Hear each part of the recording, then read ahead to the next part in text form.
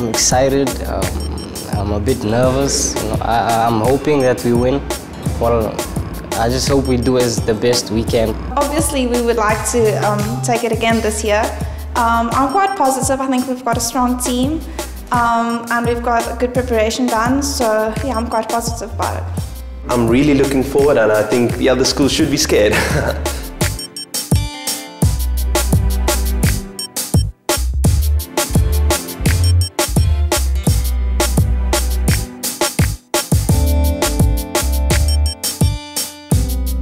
On the 17th of May 2011, 50 schools from across the Cape Peninsula gathered at Bishop's High School to take part in the 19th annual Caltex Saiia Interschool Quiz. It infuses the youth with a sense of international relations, foreign affairs and current affairs. And I think it's been a characteristic of foreign affairs and international relations in our country that the youth haven't been involved. It's been regarded as an elite pursuit. It's something that people don't take that seriously. So we wanted the youth to become involved with that. But more importantly, actually, the history of the quiz goes to the transition in our country and the fact that we were just not prepared for the rate of transition, the rapid transition that we experienced from 1990. And in particular because our kids were so divided. They were racially divided. Our schools were divided. They were divided spatially, geographically, even consciously, the sense of consciousness about what South Africa was about.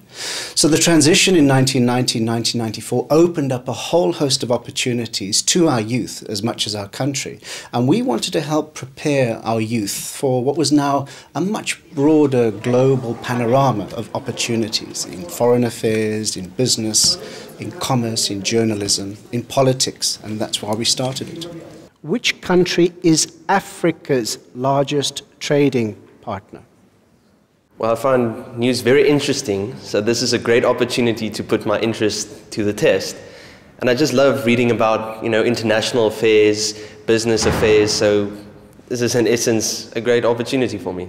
Stuff like that can affect us. Although we think it's far away, it does affect us.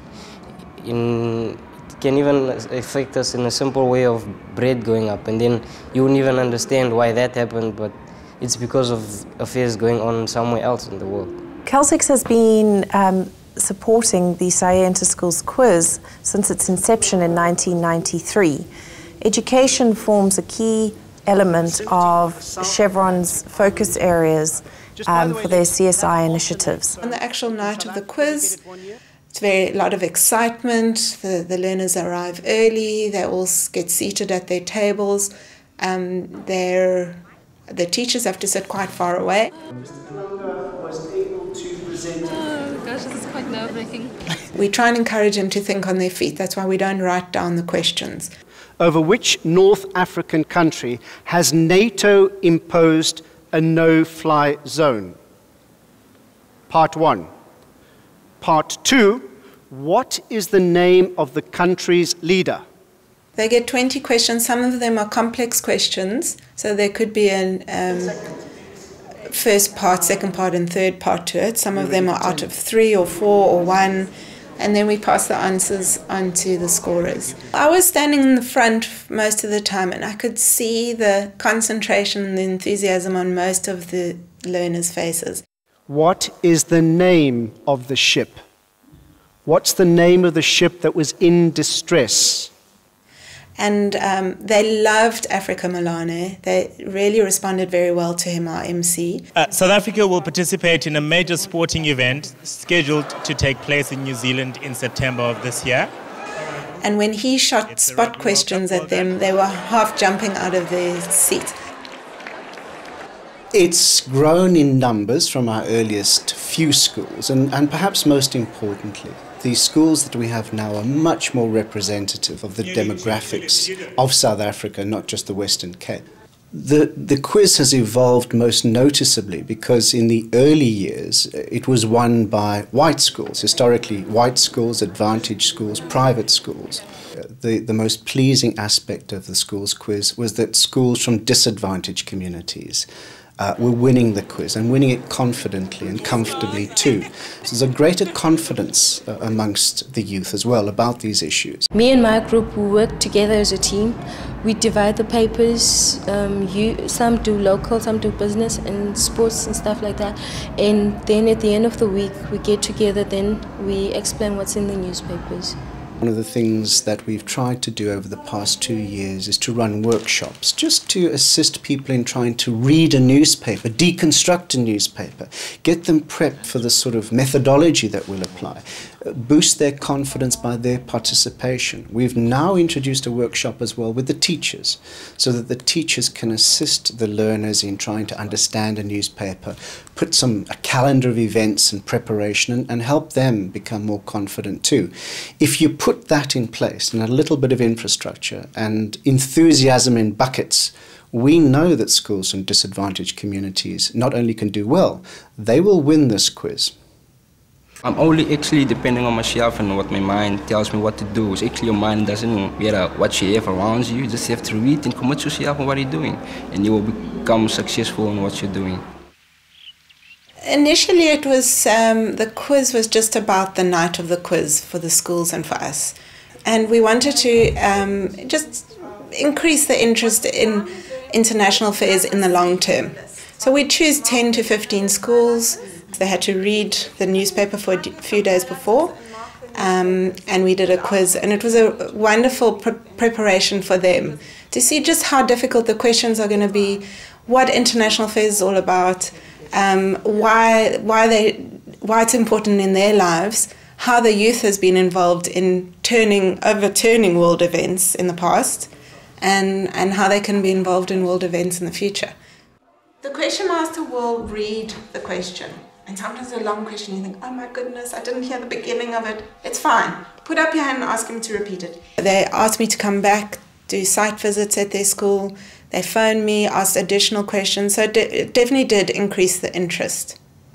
You've seen the sort of investment in South Africa, you've seen the World Cup in South Africa, the World Summit on Sustainable Development, our United Nations position, our corporates, the way they're operating internationally, our media. And so South Africa is no longer isolated. And so what we need from our youth is to infuse our international relations and our foreign policy with new thinking, post-apartheid thinking, post-Model C thinking. The most important event for me in the last quiz was to see in front of me when I was asking the questions, the school from Masiphumelele. This is a school obviously of historically disadvantaged people. They live in an informal settlement. They've only just recently joined the quiz. They participated in our workshops enthusiastically, and there they were, a team well presented, intelligent, bright. They won a spot question. They were faster than other schools as well.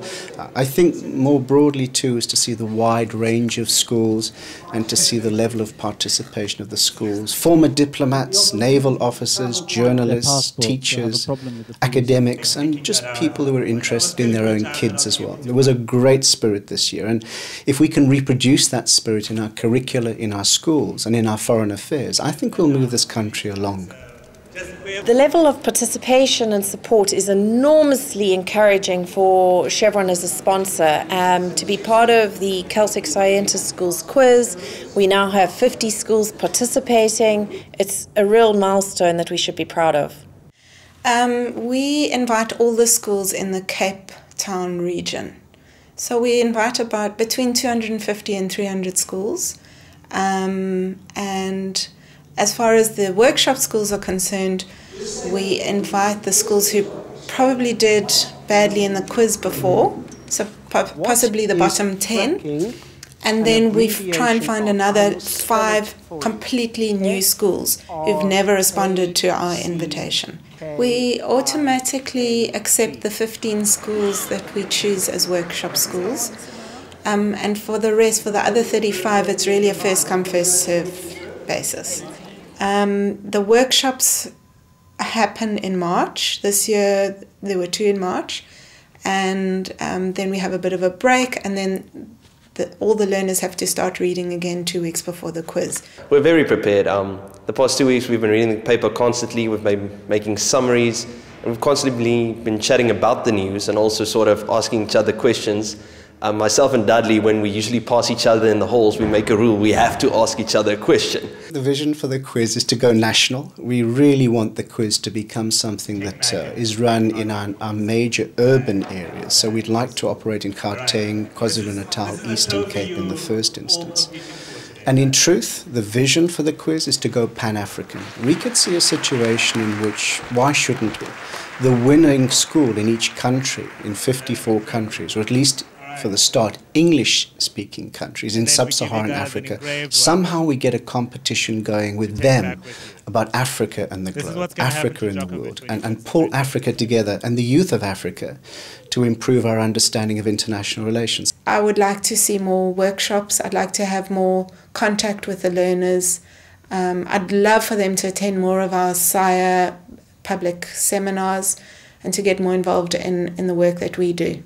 I think Masibambani in many respects sets a new standard. It sets a new standard of enthusiasm, of application as well. And if I could use them as a model, in a sense, to illustrate how well schools can do despite disadvantaged circumstances. You know, this myth that everybody's equal in front of the exam pad is just false.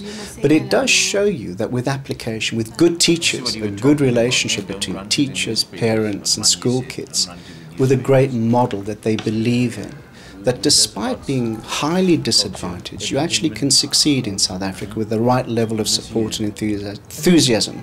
For me, they set a new standard for the quiz. This is our first go, at this kind of competition. And we feel, that we should expose our learners to the wider world out there. Sometimes you develop a mentality that, you're out there, you're not inside really. And you live your life out there, and your world becomes tiny. You grow up, you go to school, you get married in the same areas and so on. And I think that we must break out of that mold now. And I think we have an opportunity here now to expose our learners to other schools and how other people do it. Somebody else was speaking about we live in two different worlds here in our country, and I think this is it. But it doesn't mean, that we must not venture on here. This is where we must come, and this is where we must rub shoulders with others and test our ability to reason and to think and to speak. It's actually important for people to know where they came from, to know where the food came from, what they eat, where the clothing came from, that they wear. It's quite important because you don't live alone in this world, So it's quite just important to know what is going on around you. If you don't know, then you're lost. In terms of the winners, the top winners win 5,000 Rand. The second place gets 3,000 Rand and the third place gets 2,000 Rand.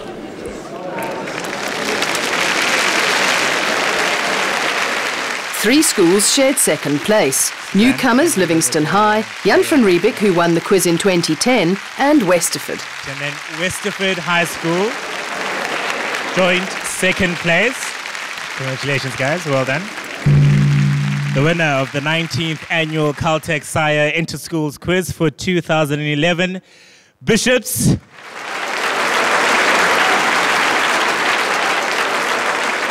This year it was Bishops, and fair's fair.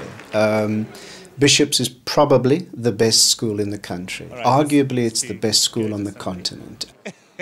They'd applied themselves. But equally, there were private schools there, advantaged schools that didn't do so well. So credit to Bishops for application, dedication, and for performing on the night. And they did so very graciously. Every other school was enthusiastic about their victory, not resentful. They celebrated their victory. And so I was pleased for Bishops. I thought it was a great victory. Next year, we'll see somebody else win it. This is an activity that doesn't take place on a soccer field. It doesn't take place, it's not a public event in many respects. It doesn't have the razzmatazz of a dancing competition or something of that nature. These kids have to sit down and persevere with a newspaper, and that type of dedication, I think, needs to be rewarded. And as I said on the night, I think from that crop of youngsters, that crop of schools, we're going to see the future leadership of this country.